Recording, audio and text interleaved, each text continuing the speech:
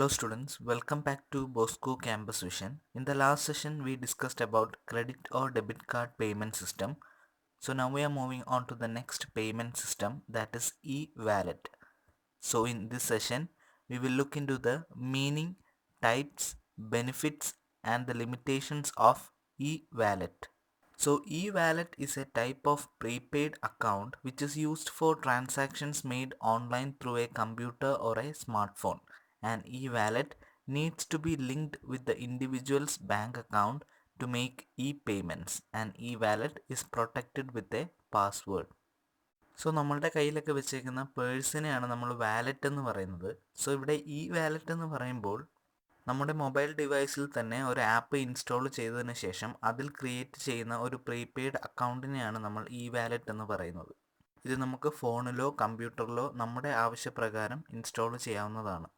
But there is a need that the e-wallet should be linked with the individual's bank account. So e wallet ഇൻഡിവിജ്വലിൻ്റെ bank അക്കൗണ്ടുമായിട്ട് link ചെയ്തെങ്കിൽ മാത്രമേ നമുക്ക് online payments നടത്താനായിട്ട് സാധിക്കൂ. Bank അക്കൗണ്ടായിട്ട് link ചെയ്താലും ഇവിടെ സെക്യൂരിറ്റിയുടെ കാര്യത്തിൽ പ്രശ്നങ്ങളൊന്നുമില്ല, because it is protected with a password. So a number of e wallets are now available. Paytm, Google pay, Amazon pay are some of the main e wallets used nowadays. So ഈ ഒരു ഇ-വാലറ്റിൽ നമുക്ക് bank അക്കൗണ്ടിൽ നിന്നും ഇ-വാലറ്റിലേക്ക് പൈസ ട്രാൻസ്ഫർ ചെയ്തതിന് ശേഷം payment നടത്താം. അതല്ലെങ്കിൽ നമുക്കൊരു ബാങ്ക് അക്കൗണ്ടിൽ നിന്ന് തന്നെ സ്ട്രെയിറ്റ് ആയിട്ടും പേയ്മെൻറ്റ് നടത്താം. സോ ഈ രണ്ട് ഫെസിലിറ്റീസും ഒരു ഇ-വാലറ്റിൽ അവൈലബിൾ ആണ്. And it has mainly two main components, software and information. The software component stores personal information and provides security and encryption of the data. The information component is a database of details provided by the user, which includes their name, shipping address, payment method, etc. So ഒരു E വാലറ്റിൽ രണ്ട് main components ആണുള്ളത്, ഒന്ന് സോഫ്റ്റ്വെയറും ഒന്ന് information component. So software component നമ്മുടെ personal ആയിട്ടുള്ള informations എല്ലാം സ്റ്റോർ ചെയ്യും, നമുക്ക് സെക്യൂരിറ്റി പ്രൊവൈഡ് ചെയ്യും, നമ്മൾ കൊടുക്കുന്ന ഡേറ്റ എല്ലാം എൻക്രിപ്റ്റ് ചെയ്ത് പ്രൊട്ടക്റ്റ് ചെയ്യും. അതേസമയം ഇൻഫോർമേഷൻ കമ്പോണൻ്റ് എന്ന് പറയുമ്പോൾ ഒരു ഇൻഡിവിജ്വലിൻ്റെ ജനറൽ ഇൻഫോർമേഷൻ്റെ ഒരു ഡേറ്റാബേസ് ആണ്. അതായത് ഒരു name, shipping address, payment method, ഇതൊക്കെയാണ് ഇൻഫോർമേഷൻ കമ്പോണൻ്റ് എന്ന് പറയുന്നത്. പേയ്മെൻറ്റ് മെത്തേഡ് എന്ന് പറയുമ്പോൾ ഇ വാലറ്റിൽ രണ്ട് ഫെസിലിറ്റി അവൈലബിൾ ആണെന്ന് നമ്മൾ പറഞ്ഞിരുന്നു. ഒന്നെങ്കിൽ സ്ട്രെയിറ്റ് ആയിട്ട് നമുക്ക് ഇ വാലറ്റിൽ നിന്ന് തന്നെ പേ ചെയ്യാം, അല്ലെങ്കിൽ ബാങ്ക് അക്കൗണ്ടിൽ നിന്ന് തന്നെ ഡയറക്റ്റായിട്ട് പേ ചെയ്യാം.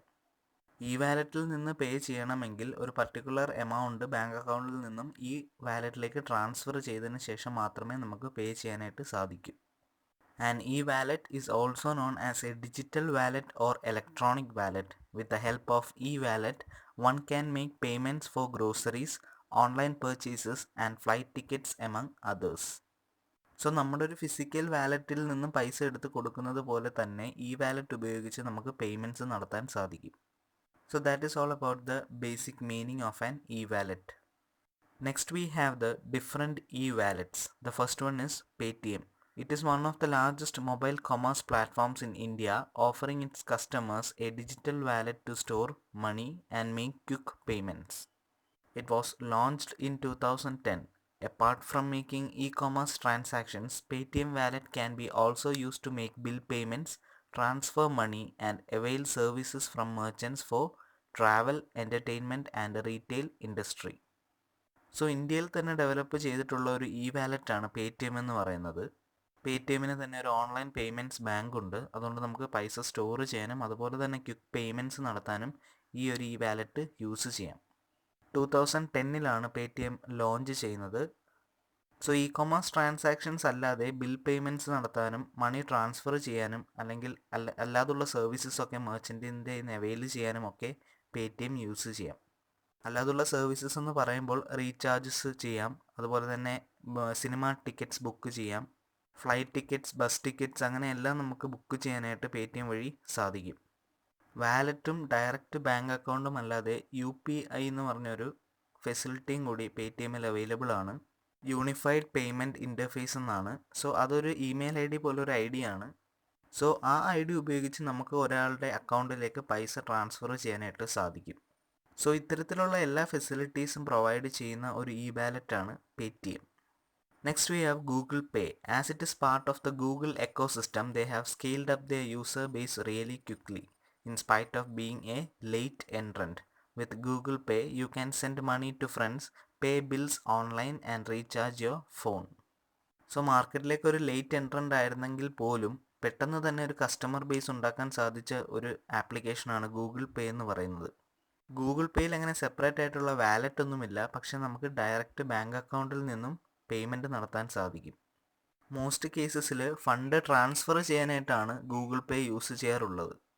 Next is Amazon Pay. It is an online payments processing service that is owned by Amazon. Launched in 2007 globally and in India in 2017. Amazon Pay uses the consumer base of Amazon and focuses on giving users the option to pay with their Amazon accounts on external merchant websites. So number 1 e commerce സൈറ്റായ ആമസോണിൻ്റെ തന്നെ ഒരു വാലറ്റാണ് Amazon പേ എന്ന് പറയുന്നത്. 2007 ഇത് globally launch ചെയ്യുന്നത്, പക്ഷേ ഇന്ത്യയിൽ 2017 തൊട്ടാണ് ആപ്ലിക്കബിൾ ആവുന്നത്. സോ ആമസോണിൻ്റെ തന്നെ ഒരു കൺസ്യൂമർ ബേസ് വെച്ചിട്ടാണ് ഇതിലേക്കുള്ള കസ്റ്റമർ ബേസ് ക്രിയേറ്റ് ചെയ്തിട്ടുള്ളത്. പേടിഎം പോലുള്ളൊരു വാലറ്റ് തന്നെയാണ് ആമസോൺ പേ എന്ന് പറയുന്നത്. ആമസോൺ പേ ഉപയോഗിച്ച് ഏതൊരു വെബ്സൈറ്റിലും നമുക്ക് ഓൺലൈൻ പേയ്മെൻറ്റ്സ് നടത്താനായിട്ട് സാധിക്കും. സോ ആമസോൺ പേ എന്നുള്ളൊരു സിസ്റ്റം ഉപയോഗിച്ച് നമ്മൾ ആമസോണിൽ നിന്ന് പർച്ചേസ് ചെയ്യുകയാണെങ്കിൽ ധാരാളം ഡിസ്കൗണ്ട്സും റിവാർഡ്സും ഒക്കെ ലഭിക്കും. അത്തരത്തിലുള്ള ഫെസിലിറ്റീസാണ് ആമസോൺ പേനെ വളരെയധികം ഫേമസ് ആക്കി മാറ്റിയത്. Next is YONO by SBI.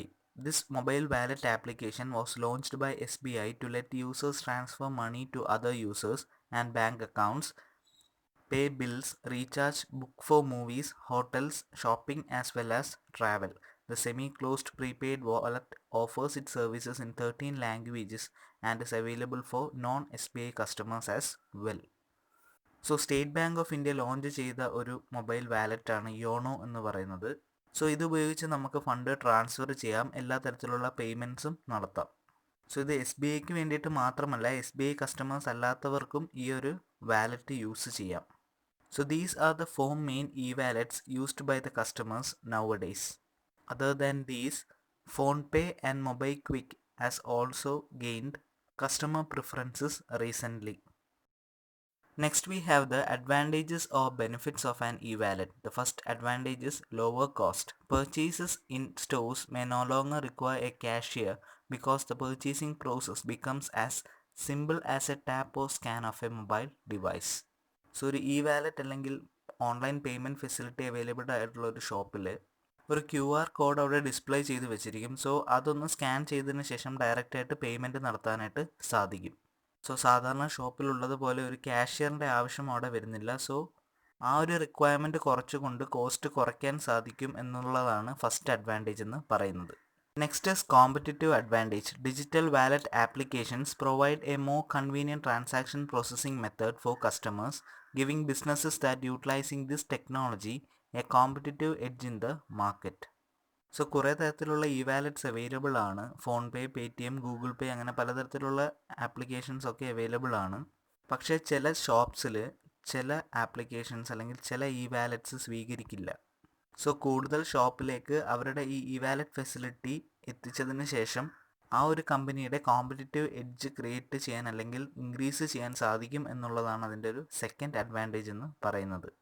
And the third advantage is convenience. Users are able to get through a purchase in mere seconds with a simple tap or scan of their mobile device. The experience of purchasing items become quicker and easier, leading to a greater sense of satisfaction. Furthermore, with faster transactions, checkout lines within stores become much shorter. So നല്ല തിരക്കുള്ള super market അല്ലെങ്കിൽ hyper മാർക്കറ്റ്സിലൊക്കെ ആണെങ്കിൽ payment നടത്താനായിട്ട് നീണ്ടൊരു Q തന്നെ കാണും. So physical cash payments നടത്തുന്നതിനെക്കാട്ടി സിമ്പിളായിട്ട് ഒരു QR code scan ചെയ്യുന്നത് വഴിയോ അല്ലെങ്കിൽ ഒരു സിമ്പിൾ ടാപ്പ് വഴിയോ നമുക്ക് ഫണ്ട് ആ മെർച്ചൻറ്റിൻ്റെ അക്കൗണ്ടിലേക്ക് ട്രാൻസ്ഫർ ചെയ്യാൻ സാധിക്കും.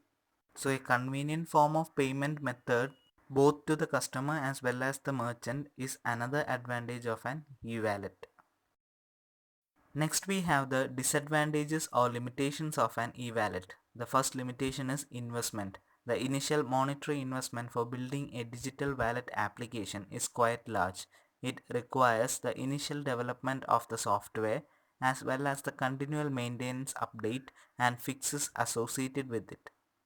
സോ കമ്പനീസിൻ്റെ പോയിന്റ് ഓഫ് വ്യൂവിൽ നിന്ന് നോക്കുമ്പോൾ ഈ ഒരു ഇ വാലറ്റ് ആപ്ലിക്കേഷൻ ബിൽഡ് ചെയ്യണമെങ്കിൽ ഒരു ലാർജ് ഇൻവെസ്റ്റ്മെൻറ്റ് ആവശ്യമാണ്. അതുമാത്രമല്ല ഗ്ലോബലി ഇതൊക്കെ ലോഞ്ച് ചെയ്യുമ്പോൾ according to the need of the different users ഇതിൻ്റെ അപ്ഡേറ്റും ഫിക്സസും ഒക്കെ മാറ്റേണ്ടി വരും.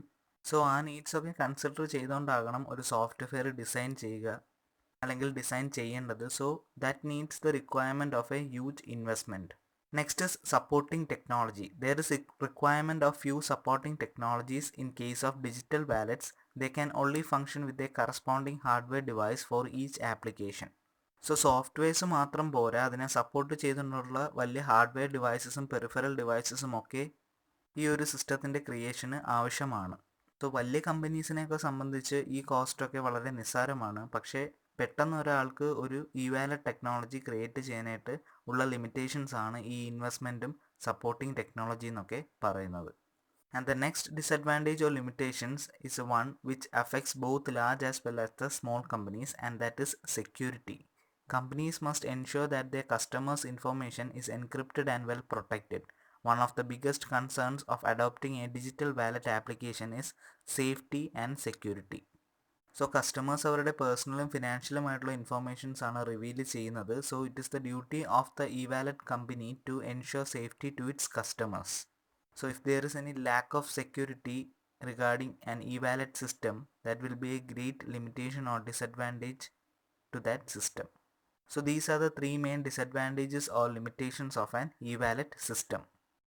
So in this session we discussed about the meaning, different types, benefits and the limitations of an electronic wallet. Hope all are clear with the topic. Thank you.